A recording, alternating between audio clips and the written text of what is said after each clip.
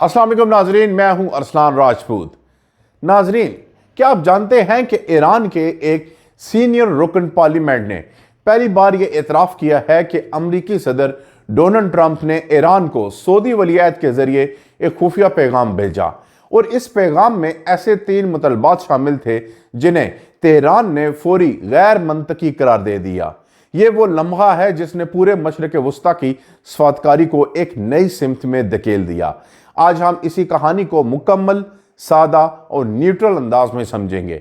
अगर आप बैन अल-अक़वामी ताल्लुकात, ईरान अमरीका कशीदगी और मशरक़ वस्ता की डिप्लोमेसी के असल पसल मंजर को जानना चाहते हैं तो वीडियो को लाइक करें, चैनल को सब्सक्राइब करें और बेल आइकन को लाजमी प्रेस करें ताकि आपको आइंदा भी ऐसी बाखबर वीडियोस मिलती रहें। नाजरीन, आज की बड़ी खबर ईरान की पार्लियामेंट से आई, जहां कौमी सलामती और खारजा अमूर की कमेटी के सीनियर रुकन मुश्तबा ज़ुन्नूरी ने तस्दीक की कि अमरीका की जानिब से एक अहम पैगाम सऊदी वली अहद मोहम्मद बिन सलमान के जरिए तेहरान को भेजा गया। उनके मुताबिक इस पैगाम में अमरीका ने ईरान के साथ ताल्लुकात और मुज़ाकरात दोबारा शुरू करने के लिए 3 बुनियादी शराइत रखी थीं।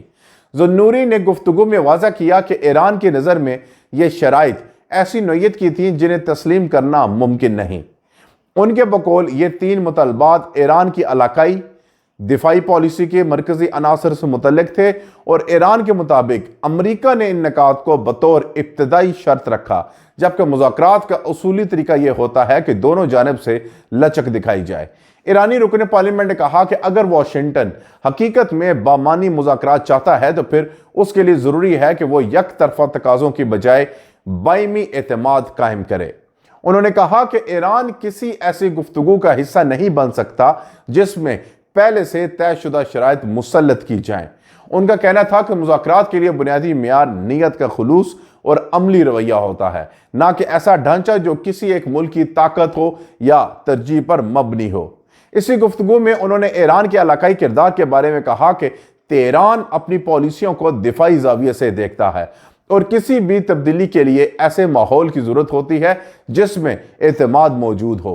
उनके मुताबिक अगर ईरान अपने इलाकाई रवाबित ख़त्म कर दे तो नतीजा अदम तवाज़ुन की सूरत में सामने आएगा, इसलिए वो अपने इस मौक़िफ़ को बुनियादी समझता है। उन्होंने मिसाइल प्रोग्राम पर भी तबसरा किया और कहा कि हर मुल्क को अपनी दिफाई हदूद का तयन करने का हक हासिल होता है और ईरान अपनी सलामती के तकाज़ों को मद्देनज़र रखकर फैसला करता है।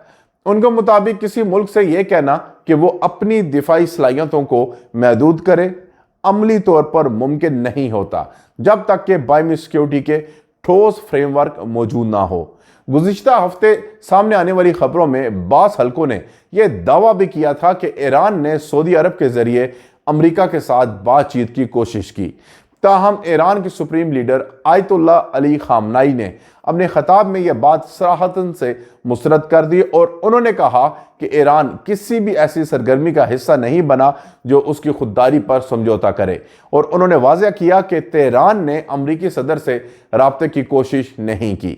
नाजरीन, इसी दौरान ईरान के वज़ीर ख़ारजा अब्बास अराग़ची ने जापान के वज़ीर ख़ारजा से गुफ्तगू में मुलाकात की और उन्होंने कहा कि अमरीका पर यह जिम्मेदारी आयद होती है कि वो ईरान का एतमाद बहाल करे।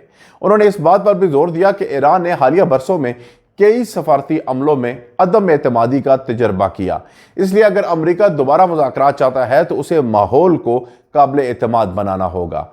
जापानी वज़ीर ख़ारजा ने उम्मीद ज़ाहिर की कि ईरान और अमरीका के दरमियान मुज़ाकरात जल्द दोबारा शुरू हो सकेंगे और उन्होंने ईरान पर जोर दिया कि वो आलमी एटमी तवानाई एजेंसी के साथ ताउन जारी रखे ताकि जोरी मामलात पर शफाफियत बरकरार रहे। नाजरीन, पॉलिसी और डिप्लोमेसी के इस माहौल में एक और अहम नुकता सदर ट्रंप की जानिब से दी गई वो 60 रोज़ा मुद्दत थी जो ईरान के साथ मुज़ाकरात के लिए मुकर्रर की गई थी। इस डेडलाइन के इख्तिताम पर कोई हतमी मुआहदा सामने नहीं आया। इसी दौरान खित्ते में सूरत हाल अचानक बदल गई जब इजराइल ने अस्करी कार्रवाई का आगाज़ किया, जिसके बाद अमरीका ने भी मखसूस मकामात पर जोरी तनसीबात को निशाना बनाने के लिए कार्रवाइयाँ की। इन कार्रवाइयों ने सूरत हाल को मज़ीद पेचीदा बना दिया क्योंकि इसके बाद दोनों ममालिक के दरमियान किसी भी मुमकिना सफारती पेशरफ के इम्कानात मज़ीद कम होते दिखाई दिए। नाजरीन, ایران کے نقطہ نظر سے دیکھا جائے تو وہ مذاکرات کے لیے مکمل طور پر دروازہ بند نہیں کر رہا، بلکہ وہ اس بات پر زور دیتا ہے کہ مذاکرات تبھی ممکن ہے جب دونوں ممالک ایک دوسرے کی قومی خود مختاری اور سلامتی کے خدشات کا احترام کریں۔ ایران کے مطابق یک طرفہ شرائط یا دباؤ پر مبنی مکالمہ پائیدار ثابت نہیں ہو سکتا۔ دوسری طرف امریکہ کے نقطہ نظر سے خطے کے مستقبل اور ایران کی سرگرمیوں سے متعلق خدشات موجود ہیں، جنہیں وہ مذاکرات کے ذریعے حل کرنا چاہتا ہے۔ ناظرین، خطے کی بدلتی صورتحال میں سعودی عرب کا کردار بھی نمایاں ہے۔ سعودی قیادت ایک ایسے مقام پر کھڑی ہے جہاں وہ خطے کے مختلف کھلاڑیوں کے ساتھ متوازن تعلقات قائم رکھنے کی بھرپور کوشش کر رہی ہے۔ اسی تناظر میں امریکہ اور ایران کے درمیان پیغام رسانی کے حوالے سے سعودی عرب کی حیثیت ایک ممکنہ ثالث کے طور پر سامنے آئی، خواہ وہ دونوں ممالک اس کو باضابطہ تسلیم کریں یا نہ کریں۔ ناظرین، ایک اور اہم پہلو جاپان کا کردار ہے، جو گزشتہ کئی برسوں سے ایران اور امریکہ کے درمیان کشیدگی کم کرنے کی کوششوں میں شامل ہے۔ جاپان کی خارجہ پالیسی ہمیشہ سفارتکاری، شراکت داری اور عالمی اداروں کے ساتھ تعاون پر زور دیتی ہے، اسی لیے وہ اس مسئلے میں ایک غیر جانبدار اور قابل اعتماد فریق سمجھا جاتا ہے۔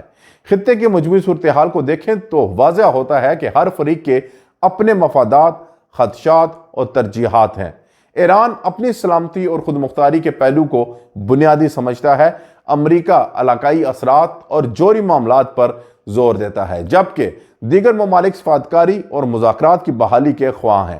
اس ساری پیچیدگی میں کوئی بھی پیش رفت اس وقت ممکن ہو سکتی ہے جب اعتماد سازی کے اقدامات اٹھائے جائیں اور فیصلہ سازی جذبات کے بجائے عملی بنیادوں پہ ہے۔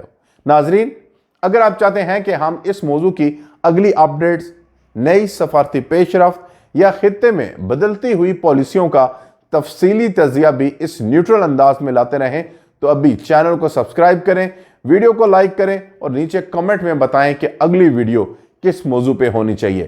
ملتے ہیں اگلی ویڈیو میں، تب تک کے لیے اللہ حافظ۔